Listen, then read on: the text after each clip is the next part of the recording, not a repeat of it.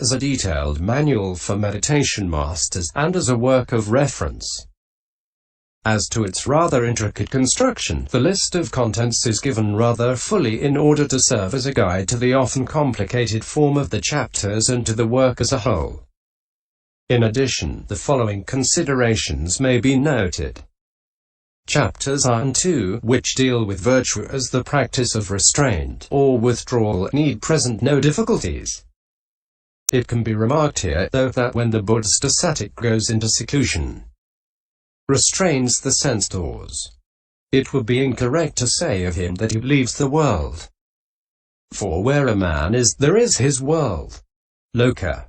As appears in the discourse quoted in 7.36. cf. Also SIV 116, as well as many other suttas on the same subject. So when he retreats from the clamor of society to the woods and rocks, he takes his world with him, as though withdrawing to his laboratory in order to better analyze it. Chapters 3 to 11 describe the process of concentration and give directions for attaining it by means of a choice of 40 meditation subjects for developing concentration.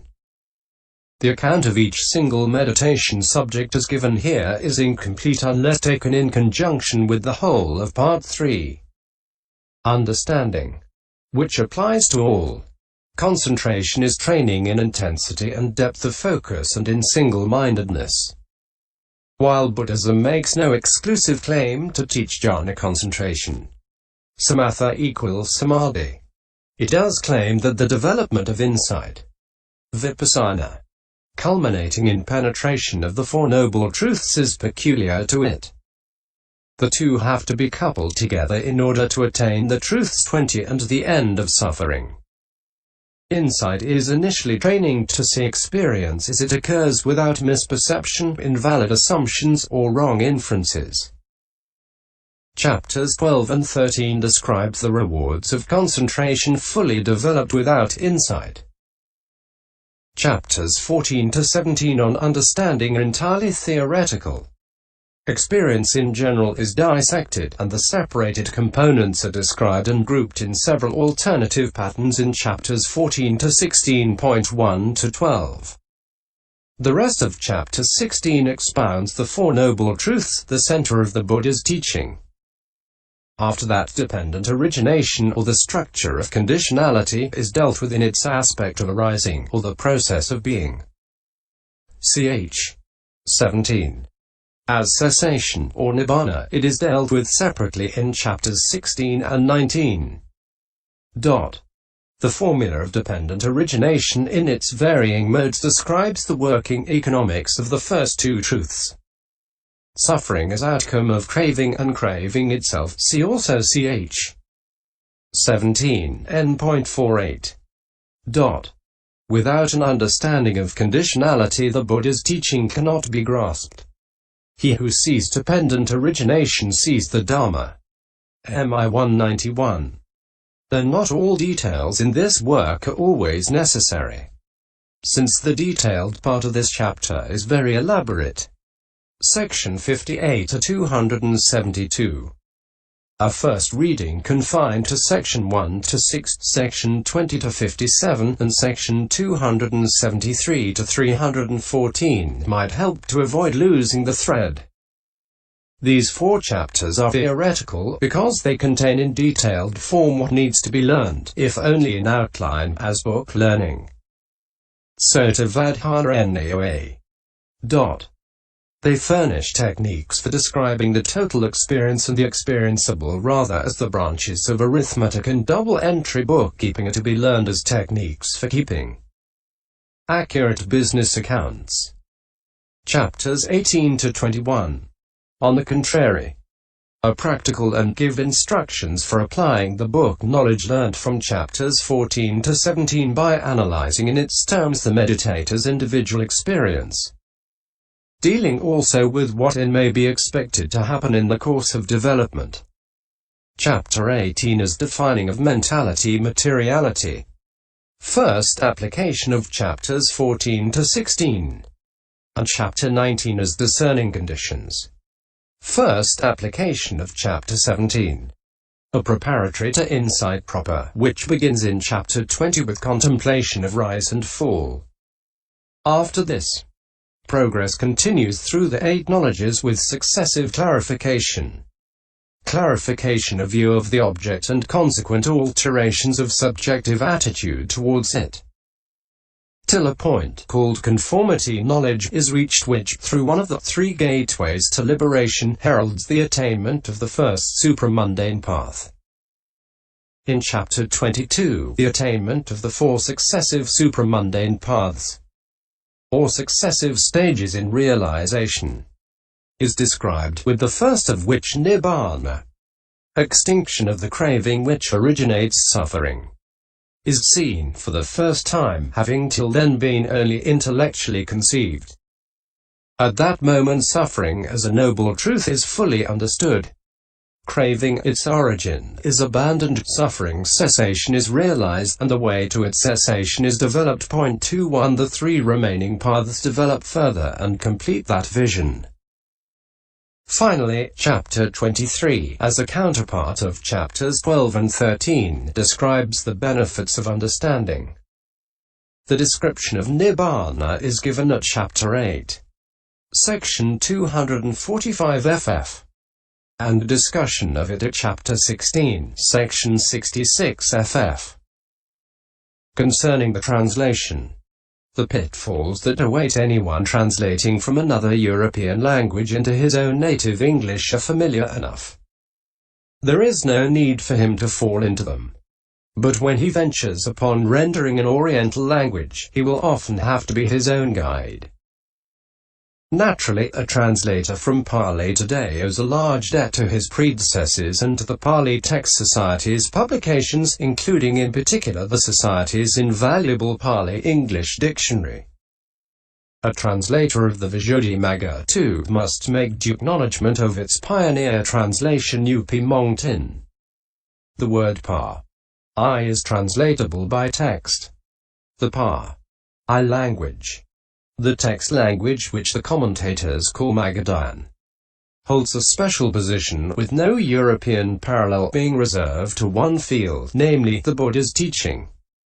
So there are no alien echoes. In the suttas, the Sanskrit is silent, and it is heavily muted in the later literature.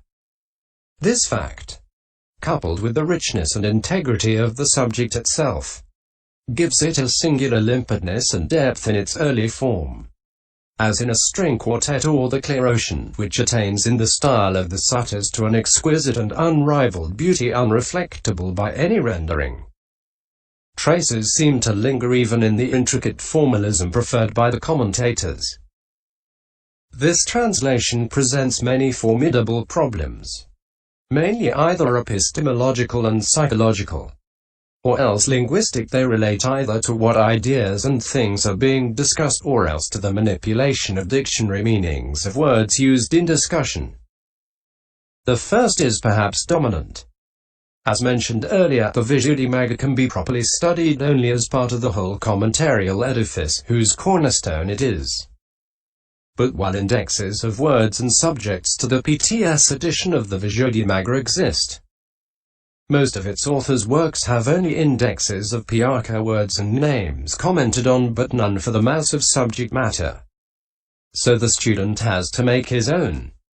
Of the commentaries to only the Attasalini, the Dhammapada commentary, and the Jataka commentary have so far been translated, and the latter two are rather in a separate class. But that is a minor aspect. This book is largely technical and presents all the difficulties peculiar to technical translation. It deals, besides, with mental happenings, now where many synonyms are used, as they often are in Pali, for public material objects, an elephant, say, or gold, or the sun. The material objects should be pointable to, if there is doubt about what is referred to. Again, even such generally recognized private experiences as those referred to by the words consciousness or and seem too obvious to introspection for uncertainty to arise, communication to fail, if they are given variant symbols. Here the English translator can forsake the Pali allotment of synonyms and indulge a liking for elegant variation, if he has it without fear of muddle. But mind is fluid, as it were, and materially negative, and its analysis needs a different and a strict treatment. In the suttas, and still more in the Abhidhamma, charting by analysis and definition of pinpointed mental states is carried far into unfamiliar waters. It was already recognized then that this is no more a solid landscape of things, to be pointed to when variation has resulted in vagueness. As an instance of disregard of this fact, a greater scholar with impeccable historical and philological judgment, perhaps the most eminent of the English translators, has in a single work rendered the Cattaro Satipatthana, here represented by 4 foundations of mindfulness, by 4 inceptions of deliberation, 4-fold setting up of mindfulness, 4-fold setting up of starting, 4 applications of mindfulness, and other variants. The ped forward observes, no one needs now to use the one English word desire as a translation of 16 distinct Pali words, no one of which means precisely desire. Yet this was done in volume X of the Sacred Books of the East by Max Muller and Forsbull. True. But need one go to the other extreme? How, without looking up the Pali, can one be sure if the same idea is referred to by all these variants and not some other such as those referred to by Cattaro Itipada?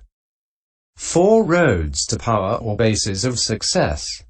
Cattaro Samapadhana. 4 right endeavors, etc. Or one of the many other 4s. It is customary not to vary. Say, a call for the categorical imperative in a new context by some such alternative as uncompromising order or plain-speaking bidding, or call for unconditional surrender, which the dictionaries would justify, or faith which the exegetists might recommend. That is to say, if it is hoped to avoid confusion. The choosing of an adequate rendering is, however, a quite different problem. But there is something more to be considered before coming to that. So far, only the difficulty of isolating, symbolizing, and describing individual mental states has been touched on. But here the whole mental structure with its temporal dynamic process is dealt with too. Identified mental as well as material states, none of which can arise independently, must be recognizable with their associations when encountered in new circumstances. For here arises the central question of thought association and its manipulation. That is tacitly recognized in the Pali.